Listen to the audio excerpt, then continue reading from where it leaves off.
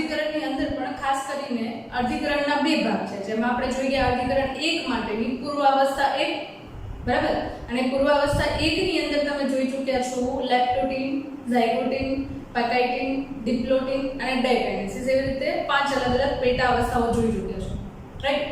હવે આજે અર્ધીકરણ ટોપિક સાથેનું મહત્વ અને એના પછી આખું જે અર્ધીકરણ ચેપ્ટર છે એ કમ્પ્લીટ કરીએ છીએ, કોષ વિભાજનનું ચેપ્ટર છે કમ્પ્લીટ કરીએ છીએ, રાઈટ?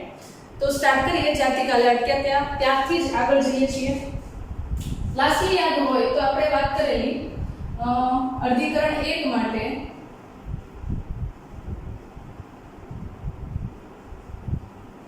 એમાં પણ પૂર્વાવસ્થા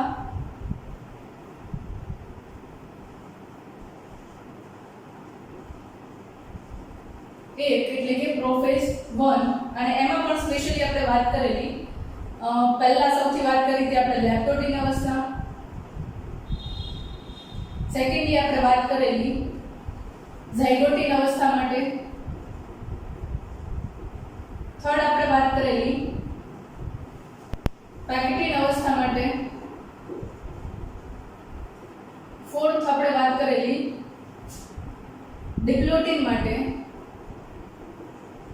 અને સૌથી લાસ્ટમાં આપણે વાત કરેલી ડાયકાઇનેસિસ. બરાબર, આ પાંચ સાથે આપણે ડાયકાઇનેસિસ સ્ટેજ છે અને થોડું રિવાઇઝ. ડાયકાઇનેસિસ અવસ્થા છે એની અંદર આપણે જોયું હતું કે આપણા રંગસૂત્રો જે છે એ વ્યતિકરણની પ્રક્રિયામાંથી પસાર થઈ ચૂક્યા હતા અને એ પોતે આ રીતે કંઈક જોડાણ ધરાવતા હતા, જે આપણે ઓલરેડી જોઈ ચૂક્યા છીએ, રાઈટ? જેને આપણે સ્વસ્તિક ચોકડી કહેતા હતા, રાઈટ? તો ડાયકાઇનેસિસ અવસ્થા છે એ દરમિયાન આપણને શું જોવા મળશે? તો કે ત્રાક તંતુઓ છે એમનું નિર્માણ થતું હોય એ જોવા મળશે. સાથે સાથે રંગસૂત્રો જે છે એ પોતાના નિશ્ચિત ધ્રુવ તરફ ગતિ કરશે અને ગોઠવણ પામશે, કારણ કે જેવી પૂર્વાવસ્થા 1 પૂરી થાય એટલે અહીંયા બીજી અવસ્થા કઈ ચાલુ થાય છે? તો કે ભાજના અવસ્થા.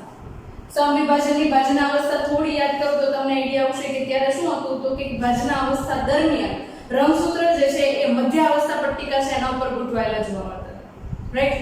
તો સેમ એ જ પ્રકારે અહીંયા આગળ જે રંગસૂત્રની આપણે જોડી લીધી છે, બરાબર, જેની અંદર તમને અહીંયા સ્વસ્તિક ચોકડીનું નિર્માણ થયેલું જોવા મળતું હતું પેક્ટીન અવસ્થા દરમિયાન. ડિપ્લોટીનની અંદર પ્રોટીનમય જે તંતુઓ હતા એ છૂટા પડતા હતા, અને ડાયકાઇનેસિસની અંદર તમે પૂર્વાવસ્થાના અંતમાં જે ફેરફારો જોતા હતા, એટલે કે કોષ કેન્દ્ર પટલ છે વિઘટિત થાય, કોષ કેન્દ્રિકા અદ્રશ્ય બને, અલગ અલગ પ્રકારની અંગિકાઓ છે એ અદ્રશ્ય બને, એ જોતા હતા, એ આપણને અહીંયા જોવા મળશે, રાઈટ? જેવી ડાયકાઇનેસિસ અવસ્થા એટલે કે પૂર્વાવસ્થાનો એન્ડ થાય છે, અંત આવે છે, એટલે અહીંયા આગળ ભાજના અવસ્થા 1 ની શરૂઆત થાય છે, અને ભાજના અવસ્થા 1 ની શરૂઆત થાય છે એટલે અહીંયા આગળ તમે રંગસૂત્ર જુઓ છો એ આપણે બે જોડી રંગસૂત્ર લેતા હતા, રાઈટ? તો એના માટે એક રંગસૂત્ર જોડીવાનું આ છે, બીજું રંગસૂત્ર ની જોડ છે એની પૈકીનું એક રંગસૂત્ર અહીંયા છે. નેક્સ્ટ એના પછી જોઈએ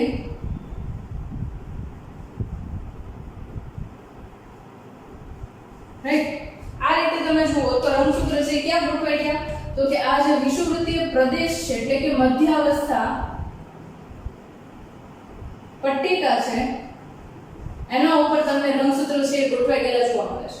હવે તો કે હવે બંને વિરુદ્ધ ધ્રુવ પર રહેલા તારા કેન્દ્ર જે છે એની અંદરથી નીકળતી સૂક્ષ્મ નલિકાઓ એટલે કે ત્રાક તંતુઓની સૂક્ષ્મ નલિકાઓ છે એ સેન્ટ્રોમિયરના કાઇનેટોકોર સાથે જોડાય છે, રાઈટ? ક્યાં જોડાય છે? સેન્ટ્રોમિયરના કાઇનેટોકોર સાથે. આ સાથે અહીંયા આપણે ભાજના અવસ્થા 1 છે એ પૂર્ણ થાય છે. નેક્સ્ટ એની અંદરના ફેઝની અંદર જોઈએ તો ભાજના અવસ્થા 1 પૂરી થાય એના પછી કઈ આવે છે? તો કે એના પછી આવે છે ભાજનોત્તર અવસ્થા.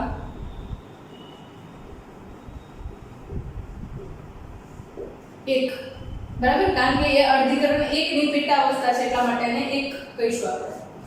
એના પછી જોઈએ તો ભાજનોત્તર અવસ્થાની અંદર થોડા પ્રમાણમાં કોષ રસ વિભાજનની પ્રક્રિયા માટે પ્રક્રિયા છે એ શરૂ થઈ ચૂકી હશે, પણ કંઈક આ અંશે આપણે દેખાડી શકીએ, બરાબર. હવે તો કે જે આ સમજાત રંગસૂત્રોની જોડી હતી, લાસ્ટ લેક્ચરની અંદર યાદ હશે કે સમજાત રંગસૂત્રો છે એ વ્યતિકરણની પ્રક્રિયામાંથી પસાર થઈ ગયા હતા અને સ્વસ્તિક ચોકડી સુધીનું નિર્માણ છે ત્યાં થતું.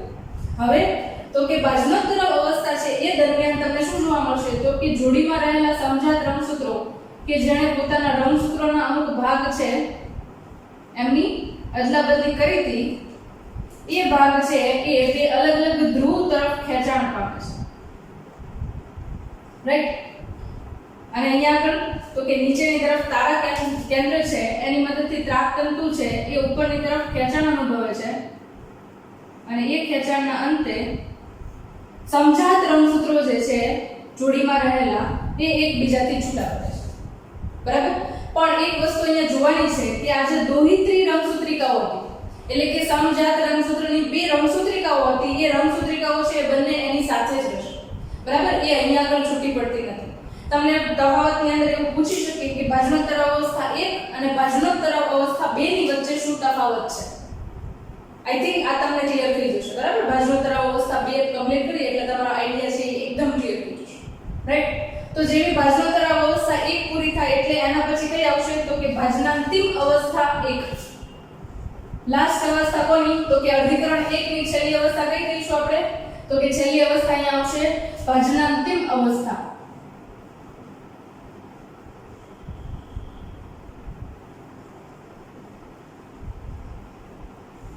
રાઈટ। તો એ ભાજનાંતિમ અવસ્થા છે, બરાબર। એ દરમિયાન તો કે હવે આ કોષ જે છે એમની અંદર કોષરસ વિભાજનની પ્રક્રિયા છે ચાલુ થઈ ચૂકી હશે, બરાબર। એટલે આ ખાંચ જે તમને દેખાય છે એ કંઈક આ પ્રકારે આગળ વધી ચૂકી હશે। સાથે સાથે રંગસૂત્ર જે છે એ બંને પોતાના અલગ ધ્રુવ તરફ ખેંચાઈ ગયા છે। એની સાથે તમે જુઓ તો અહીંયા આગળ ભાજનાંતિમ અવસ્થા દરમિયાન તમને કોષ કેન્દ્ર પટલનું થોડા ઘણા પ્રમાણમાં નિર્માણ થતું જોવા મળશે। સાથે સાથે અહીંયા આગળ કોષ કેન્દ્રિકા છે એ પણ જોવા મળશે, બરાબર। પણ એક વસ્તુ છે અહીંયા આગળ માર્ક કરવા જેવી છે કે જે તમને અહીંયા આગળ રંગસૂત્રો જોવા મળે છે, બરાબર, એ રંગસૂત્રો છે એ દ્રવ્યની અંદર રૂપાંતરિત થશે નહીં। આ એક વસ્તુ છે એને ખાસ ધ્યાનમાં રાખજો, બરાબર। રંગસૂત્ર છે એ દ્રવ્યની અંદર રૂપાંતરિત થશે નહીં। રીઝન તો કે હજી આ ભાજનોત્તર અવસ્થા એટલે કે અર્ધીકરણ 1 જે છે એ પૂરી થઈ છે, અર્ધીકરણ 2 ની પ્રક્રિયા છે બાકી છે જે રંગસૂત્રના આધારિત જ વિભાજન પામવાની છે, રાઈટ। તો અહીંયા આગળ બંને રંગસૂત્રો જે છે જોડીમાં હતા એ હવે દોહિત્રી રંગસૂત્રિકા સાથેના રંગસૂત્રો છે એ અલગ અલગ ધ્રુવ તરફ આવી ચૂક્યા છે અને અહીંયા આગળ કોષ જે છે એ દ્વિક તરીકે ઓળખાય છે અથવા તો એને કહીએ છીએ ડાયન, જેને ગુજરાતીમાં આપણે કહીએ છીએ કોષ દ્વિક, બરાબર। તો અહીંયા આગળ તમને ભાજનાંતિમ અવસ્થા દરમિયાન બે કોષોનું નિર્માણ થતું જોવા મળે છે। આ સાથે અર્ધીકરણ 1 ની પ્રક્રિયા છે પૂરી થાય છે, બરાબર। હવે તમે જુઓ તો અર્ધીકરણ 1 છે એના માટેની પ્રક્રિયા પૂરી થઈ એટલે એના પછીનો જે તબક્કો આવશે એને શું કહીશું આપણે અર્ધીકરણ 2 ની પ્રક્રિયા।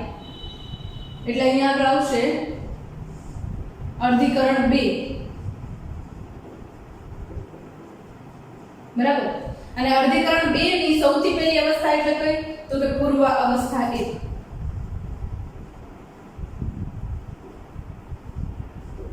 પૂર્વ અવસ્થા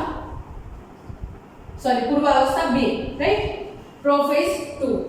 હવે આ જે અર્ધીકરણ 2 છે ને એ સંપૂર્ણ રીતે તમે જુઓ ને તો સમવિભાજનની કોપી છે એવું તમને દેખાય છે। બસ ખાલી એ વસ્તુ ધ્યાનમાં રાખવાની છે કે અહીંયા આગળ રંગસૂત્રને લઈને જે વ્યાજની હતી, બરાબર, એની અંદર થોડો ફેરફાર છે। કઈ રીતે તો કે અહીંયા શું થતું હતું અર્ધીકરણની અંદર તો કે અર્ધીકરણની અંદર તમને જોવા મળે છે કે બંને કોષની અંદર જોડીમાંના એક જ રંગસૂત્ર હાજર છે, જ્યારે તમે સમવિભાજનની અંદર જોતા હતા ત્યારે શું હતું તો કે ત્યાં આગળ જોડીમાંના બંને રંગસૂત્રો હાજર હતા જેમની દોહિત્રી રંગસૂત્રિકાઓ છૂટી પડતી, રાઈટ। કેવી રીતે થાય છે એ પાછા આપણે આકૃતિ સાથે સમજીએ છીએ, રાઈટ, ઓકે। તારા કેન્દ્ર છે એ પણ ફરીથી અહીંયા આગળ હાજર જ હશે, ઓકે। નેક્સ્ટ જોઈએ। હવે તમે જુઓ તો અહીંયા આગળ એક કોષ વિભાજન છે એ પૂરું થાય છે અને અહીંયા આગળ બીજું કોષ વિભાજન શરૂ થાય છે। તો એ બંને વચ્ચેનો તબક્કો છે એને આપણે કહીએ છીએ આંતરકોષ રસ તબક્કો અથવા તો આંતર વિભાજન તબક્કો। શું કહીશું એને આંતર વિભાજન તબક્કો। કયો તબક્કો ખાસ કરીને તો કે જ્યારે અર્ધીકરણ 1 પૂરું થાય છે અને અર્ધીકરણ 2 છે એ શરૂ થાય છે એ બંને વચ્ચેનો તબક્કો છે અને શું કહીએ છીએ આંતર વિભાજન તબક્કો। બરાબર, જેની અંદર તમને ડાયોડ એટલે કે કોષ દ્વિક છે જોવા મળે છે. જે રીતે આ બે કોષો એકબીજા સાથે જોડાયેલા છે એ સંરચનાને આપણે કહીશું કોષ દ્વિક ડાયોડ. રાઈટ. નેક્સ્ટ એના પછી જોઈએ હવે પૂર્વાવસ્થાની અંદર પાછી એ પ્રક્રિયા થશે કઈ, તો કે આપણે જોયું તો કે કોષ જે છે બરાબર એ કોષ દ્વિકના સ્વરૂપની અંદર હાજર છે. સાથે સાથે એમના કોષ કેન્દ્ર પટલ છે ધીરે ધીરે કરતા દૂર થશે, કોષ કેન્દ્રિકા છે દૂર થશે અને રંગસૂત્ર જે છે આપણને સ્પષ્ટ દેખાશે. અને અહીંયા આગળ જે તારા કેન્દ્ર જે છે એ વિરુદ્ધ ધ્રુવ તરફ ગતિ કરશે. રાઈટ.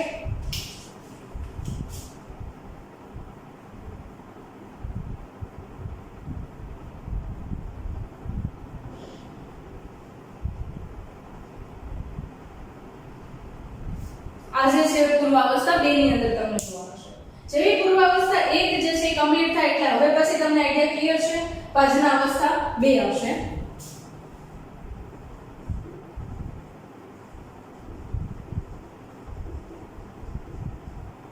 ઓકે, પાછળના અવસ્થા 2 ની અંદર શું જોઈએ છે આપણે, તો કે રંગસૂત્રો જે છે એ વિષુવવૃત્તીય તલ છે ત્યાં આગળ ગોઠવાયેલા જોવા મળશે. આ બધું તો તમને યાદ જ છે ઓલરેડી, કારણ કે આપણે સમવિભાજનની પ્રક્રિયા ઓલરેડી સમજી ચૂક્યા છીએ.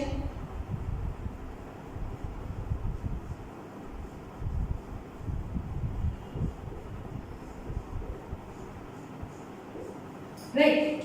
અને એની સાથે કોણ ગોઠવાય છે, તો કે એમના તારા કેન્દ્રો જે છે એ વિરુદ્ધ ધ્રુવ તરફથી સેન્ટ્રોમિયરના કાઇનેટોકોર છે એની સાથે જોઈન્ટ થશે.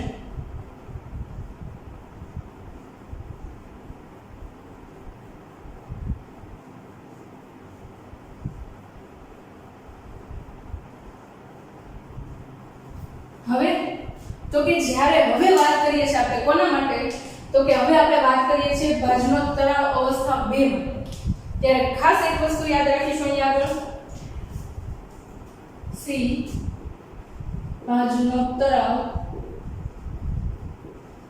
અવસ્થા 2. રાઈટ. પહેલો પોઈન્ટ અહીંયા આગળ આપણે યાદ રાખીશું જેની અંદર આપણે કહેવાનું છે સમજાત રંગસૂત્રની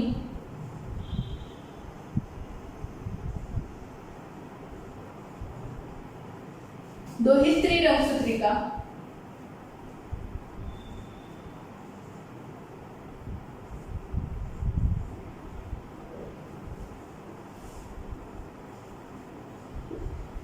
વિભાજિત થાય છે.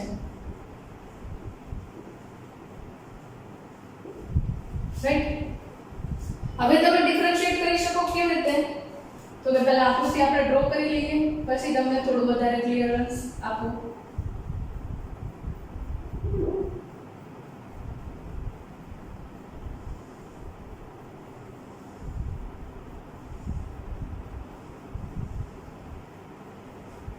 રાઈટ. હવે અહીંયા આગળ આ રંગસૂત્રો જે છે એના આધારે બંને છૂટા પડવાની પ્રક્રિયામાંથી પસાર થાય છે. આઈ થિંક મારે ખાસ અહીંયા દોરવી જોઈએ.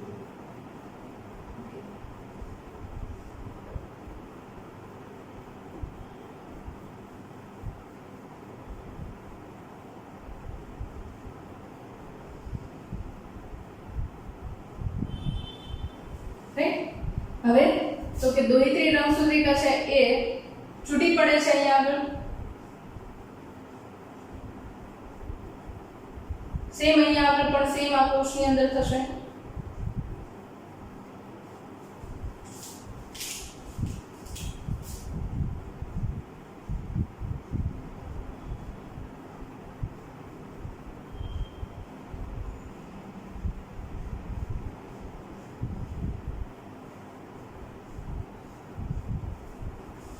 રાઈટ. તમે જોઈ શકો છો કે હવે પછીના તબક્કાની અંદર કોષ વિભાજનની પ્રક્રિયા માટે રંગસૂત્રો જે છે એમની અંદર છૂટા પડતા જોવા મળે છે. બીજી એક વાત આપણે એની વાત કરતા હતા કે ભાજનોત્તરાવ અવસ્થા 1 અને ભાજનોત્તરાવ અવસ્થા 2 જે છે એમની વચ્ચે મુખ્ય તફાવત શું છે, બરાબર? તો એના માટે ખાસ વાત કરીએ અહીંયા. ભાજનોત્તરાવ અવસ્થા 2 છે એની અંદર તમે જુઓ તો રંગસૂત્ર જે છે એ આ પ્રકારના થઈ ચૂક્યા છે, બરાબર? જ્યારે અહીંયા આગળ તમે ભાજનોત્તરાવ અવસ્થા 1 છે એની અંદર રંગસૂત્રો જુઓ તો એ કેવા છે, તો કે આ પ્રકારના છે. એનો મતલબ એવો થયો કે બે દોહિત્રી રંગસૂત્રિકાઓ છે બંને એકબીજાની સાથે છે, તો અહીંયા આગળ કોણ છૂટું પડે છે? તો કે બે સમજાત રંગસૂત્રો છે એ કંઈક આવી રીતે જોડાયેલા હતા, બરાબર? તો ભાજનોત્તર અવસ્થા 1 દરમિયાન શું થાય છે? તો કે સમજાત રંગસૂત્રની જે જોડ હતી એ એકબીજાથી છૂટી પડે છે, જ્યારે ભાજનોત્તર અવસ્થા 2 દરમિયાન તમને એક જ રંગસૂત્ર છે, બરાબર? અહીંયા આગળ રંગસૂત્ર તમે જુઓ તો રંગસૂત્ર આ રીતે છે, બરાબર? અને અહીંયા આગળ ત્રણ તંતુ જોડાયેલા છે. તો એક જ રંગસૂત્રની જે દોહિત્રી રંગસૂત્રિકાઓ હતી, બરાબર, એ સમજાત રંગસૂત્રિકાઓ છે એ છૂટી પડે છે, બરાબર? તો અહીંયા આગળ મુખ્ય તફાવત શું? તો કે અહીંયા આગળ જોડીમાં રહેલા સમજાત રંગસૂત્રો છૂટા પડે છે ભાજનોત્તર અવસ્થા દરમિયાન 1, અને ભાજનોત્તર અવસ્થા 2 દરમિયાન સમજાત રંગસૂત્રની દોહિત્રી રંગસૂત્રિકાઓ છે એ છૂટી પડે છે. બંને વચ્ચેનો મુખ્ય તફાવત છે, રાઈટ? લાસ્ટ સ્ટેજ અહીંયા આગળ ડી અવસ્થા કઈ? તો કે ભાજનાંતિમ અવસ્થા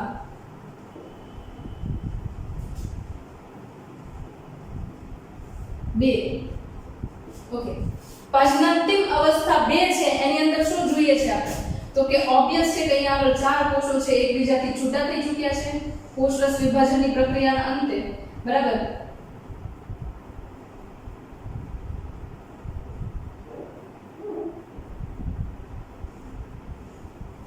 રાઈટ? હવે ફરી પાછું તમને અહીંયા આગળ કોષ કેન્દ્ર પટલ જે છે એનું નિર્માણ થતું જોવા મળે છે. રંગસૂત્ર જે છે એ પોતે દ્રવ્ય સ્વરૂપમાંથી રંગસૂત્ર સ્વરૂપમાંથી દ્રવ્ય સ્વરૂપની અંદર પાછળ રૂપાંતરિત થતા જોવા મળે છે, રાઈટ? તો આ પ્રકારે ભાજનાંતિમ અવસ્થાના અંતે કોષરસ વિભાજનની પ્રક્રિયા પૂરી થાય એના પછી આપણને આ કોષો જે છે એ 4 કોષોની અંદર વિભાજિત થયેલા જોવા મળે છે, બરાબર? અને આ 4 કોષોની અંદર રંગસૂત્ર કેવા છે? તો કે રંગસૂત્ર આવી રીતે એકલ છે, જોડીમાંના માત્ર રંગસૂત્ર એક જ હાજર છે એટલા માટે આપણે એને n કહીએ છીએ. જ્યારે તમે પ્રક્રિયાની શરૂઆત જુઓ છો ત્યારે એને આપણે 2n કહીએ છીએ, કારણ કે રંગસૂત્ર છે કેવા છે? આ પ્રકારના છે. ક્લિયર? જ્યારે શરૂઆત થાય છે ત્યારે જોડીમાંના બંને રંગસૂત્રો છે એક સાથે હોય છે, જ્યારે તમે એન્ડમાં જુઓ છો તો જોડીમાંનો માત્ર એક જ રંગસૂત્ર હાજર હોય છે, જેના કારણે n અવસ્થામાં છે એવું કહી શકીએ છીએ, રાઈટ? તો આ જે છે એ અર્ધીકરણ પ્રક્રિયા છે આખી પૂરી થાય છે, જેની અંદર મુખ્યત્વે આપણે અલગ અલગ ફેઝિસ ની અંદર કમ્પ્લીટ કર્યું છે, રાઈટ? હવે આપણને પ્રશ્ન થાય કે અર્ધીકરણ છે મહત્વ શું છે?